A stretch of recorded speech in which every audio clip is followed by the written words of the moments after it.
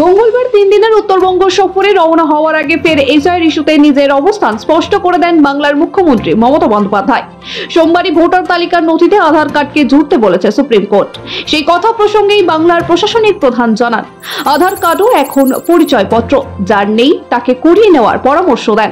সে সময় তৃণমূল সুপ্রিমো মমতা বন্দ্যোপাধ্যায় দাবি করেন, এক্ষেত্রে এপিক কার্ড বা ভোটার কার্ডও গণ্য করা উচিত। But this is a document. The voter card is the identity. So Aadhaar card inclusion means everybody have the Aadhaar card. और जिसको नहीं है वो कर लेंगे, कोई बात नहीं है. I think epic card should be included also. তিনি ভোটার তালিকার বিশেষ নিবিড় সমীক্ষার বিরুদ্ধে সে কথা স্পষ্ট করে দিয়েছেন মুখ্যমন্ত্রী মমতা বন্দ্যোপাধ্যায়। তিনি এও জানান যে এই এসআইআর এর প্রক্রিয়া 2-3 মাসে শেষ হয় না, তা সম্পূর্ণ করতে 3-4 বছর সময় লাগে।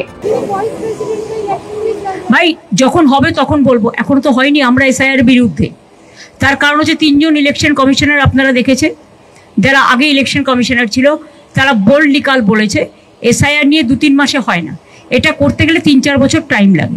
বিহারে ভোটার তালিকার এসআইআর নিয়ে বিভিন্ন অভিযোগ তুলেছে সে রাজ্যের বিরোধী দলগুলি। এ নিয়ে সরব হয়েছে তৃণমূল। মঙ্গলবার মমতা আবার জানান যে তৃণমূল এসআইআর এর বিরুদ্ধে। মমতা বন্দ্যোপাধ্যায় ভোটার তালিকা নিবিড় পরিমার্জন নিয়ে আগেও সরব হয়েছে। এসআইআর এর নামে এনসিআর করা হচ্ছে, এই অভিযোগ বারবার তুলেছেন মুখ্যমন্ত্রী মমতা বন্দ্যোপাধ্যায়। ভোটার তালিকার সংশোধন নিয়ে মমতা সরাসরি জাতীয় নির্বাচন কমিশনকেও নিশানা করেছেন। তিনি বারবার বলেছেন কোন ভোটারের নাম বাদ পড়তে দেবেন না তিনি। আর এবার তিনি জানান এসআইআর নিয়ে ইন্ডিয়া জোটের অবস্থানই তার অবস্থান। সৌভিক চ্যানেলের রিপোর্ট, সময়, কলকাতা।